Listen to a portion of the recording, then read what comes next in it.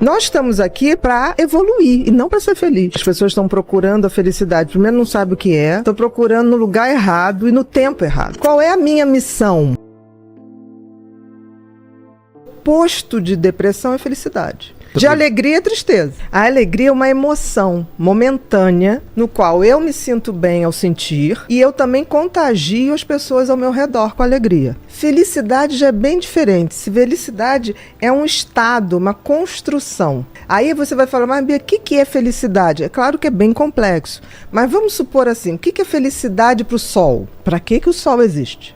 Para iluminar, para aquecer, para gerar vida. O que é felicidade para uma macieira? Dar frutos. Agora, qual o propósito do ser humano? Porque assim, nascemos todos humanos. Agora, virar ser humano é um processo de construção. Tanto que eu digo no livro que felicidade é verbo. Porque você tem que praticar. Você aprende a descobrir o seguinte: se o sentido da vida do sol é aquecer, o sentido da vida da macieira é dar maçã, qual o sentido da minha vida? Porque o grande problema do ser humano é que ele se esquece que ele é um ser como outro qualquer. Nós estamos aqui, por exemplo, para evoluir e não para ser feliz. Então, no momento que eu coloco assim, qual é a minha missão? E eu trilho o caminho para chegar nessa missão, eu estou sendo feliz. Eu estou gerando o que a natureza espera de mim. Tanto que as coisas inúteis acabam com o tempo. A natureza não suporta inutilidade. Por exemplo, as coisas que são concretas e verdadeiramente feitas de boa intenção, elas quase são eternas. Tem um ditado que diz assim: todo mundo teme o tempo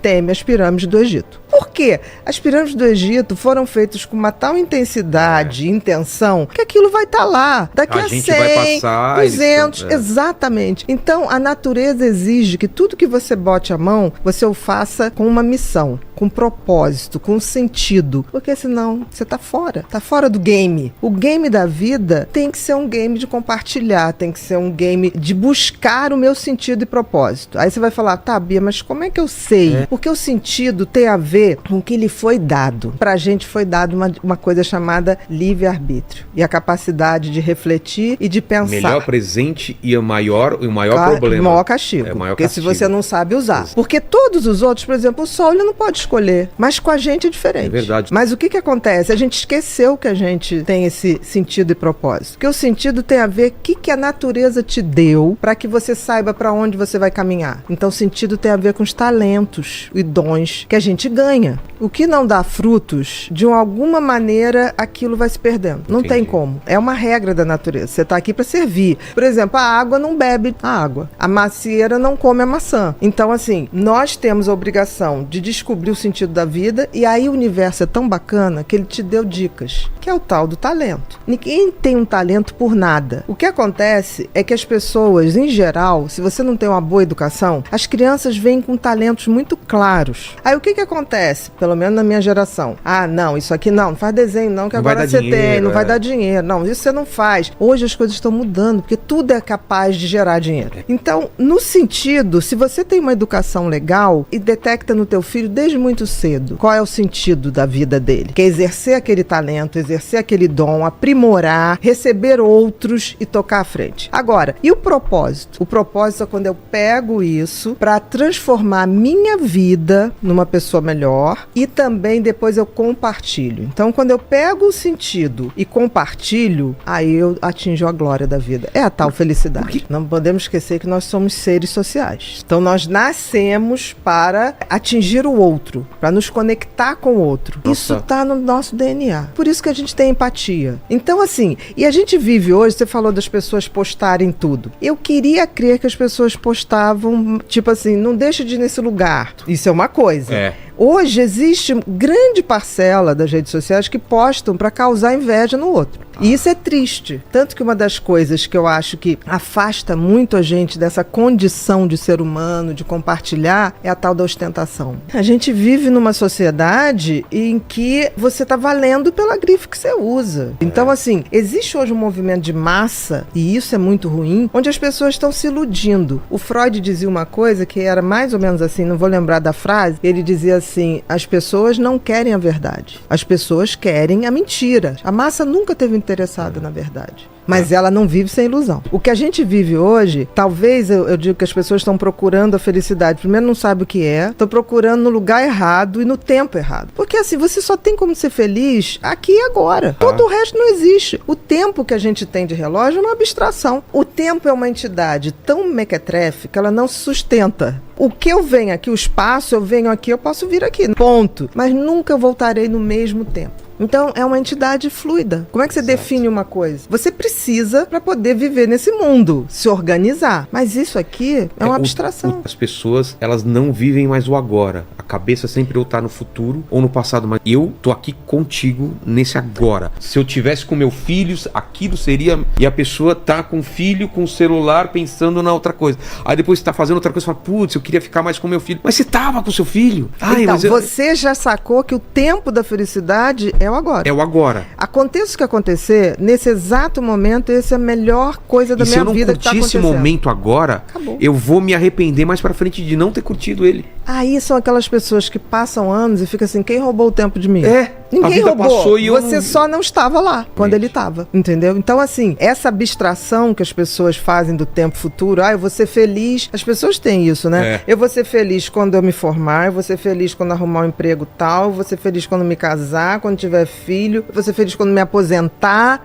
Tá, mas por que jogar a felicidade lá pra frente, né? Porque as pessoas acham que é isso. Porque as pessoas têm parâmetros errados de felicidade. Eu vejo gente falar assim, quando eu me aposentar, não vou fazer nada. Cara, a natureza te elimina se você ficar fazendo nada. Você vai ter Alzheimer, entendeu? E vai ser eliminada do jogo. Porque a natureza, ela pune quem... A inutilidade. Então esse sonho de ficar, eu vou ficar deitada, não fazendo nada. Eu quero me aposentar um dia, mas para fazer outras coisas. Fazer outros erros. Eu não me permito errar as mesmas coisas. Então eu acho que as pessoas, por exemplo, por que uma pesquisa que foi feita nos países, no Fórum Mundial, botou o seguinte, a idade mais fácil das pessoas serem felizes é na infância, quando a gente não tem nenhuma expectativa sobre a vida. Te surpreende. Até porque a criança não tem noção de tempo. Quando você fala pra criança assim, papai vai te levar na Disney, ele começa assim, pai, a Disney é amanhã, pai, quando é que é dezembro? E quanto mais ansioso, mais obsessivo a criança fica. Então, ele vive o momento imediato. Putz, que legal então, isso. Então assim, né, a criança não tem essa coisa que quer aqui agora. Ele gostou, vamos repetir. Dá muito para aprender, porque eles não têm expectativas sobre expectativas que a gente tem sobre eles. As crianças que não têm expectativa do que a gente pensa sobre eles, é fantástico. E outra idade melhor para ser feliz é a partir dos 60 anos. Por quê? Porque aí você já tá naquela seletividade, de, tipo assim, caguei porque os outros pensam de mim. Isso é genial, Exato. Porque assim, a predisposição dela pra felicidade é muito maior do que quando ela tinha 30, 40, entendeu? Então, esses dois blocos de idade fazem a gente... Então, assim, a gente tem que aprender com quem tem mais de 60 e com quem tem menos de 10. E eu acho que a pior idade, assim, claro, no geral, é os 30 aos 35. É a parte que você tá trabalhando mais, que tem mais cobrança e você compara com os amigos, né? Olha, isso sim, geral, mas eu te digo uma coisa, essa garotada que tá ganhando dinheiro, a geração digital, que tá ganhando muito dinheiro, muito cedo, eles anteciparam tudo, então eles estão com angústias e reflexões sobre a vida que eles não têm idade, nem vivência pra estar experimentando. Um cara com 18 a 21 anos, e é um sucesso na internet. Imagina, o cara tem que lidar com muita grana, com muita gente interesseira. Com cobrança, porque um dia ele tá aqui, aí outro dia cai os números, todo mundo cobra, fala, cara, você tem que fazer mais conteúdo. O cara não consegue. E aí você vai ver que no fundo não é o dinheiro. Chega uma hora que ele tá viciado na aprovação. E aí ele não tem essa maturidade, que é tipo assim, gente, eu lamento, não sou anonimidade, nem serei. E não é à toa que essas grandes personalidades, você vê, esses jovens do mundo digital, eles vão fazer grandes depressões. E muito cedo. Nem todo o dinheiro do mundo vai te dar felicidade, nem toda a fama do mundo vai te dar isso. Senão não teria vários também atores e cantores. Não precisa nada. Hoje em dia a gente tá muito assim, quando morre agora alguém, né, muito famoso, bota assim, a assessoria não quis comentar a causa da morte. A gente logo pensa, muito provavelmente, que a pessoa suicidou. Teve pessoas muito essa têm muita coisa de justificativa. E talvez a única culpa seja onde essa pessoa capotou em se perder do seu sentido e propósito. E é tão interessante que quanto mais a gente tem autoconhecimento, quanto mais a gente tem conhecimento da espécie humana, da história da humanidade, que é tão cíclica, né? Eu vejo gente sofrendo por momentos históricos, eu falo, isso vai passar. Porque já passou. A gente já viveu a Idade Média. A gente já viveu guerra. Isso tudo se repete. É uma onda de repetição. Então, eu acho que a idade, quando você junta autoconhecimento com conhecimento, você tem uma bagagem que você olha e fala assim, isso já aconteceu, né? E só está mudando o tempo.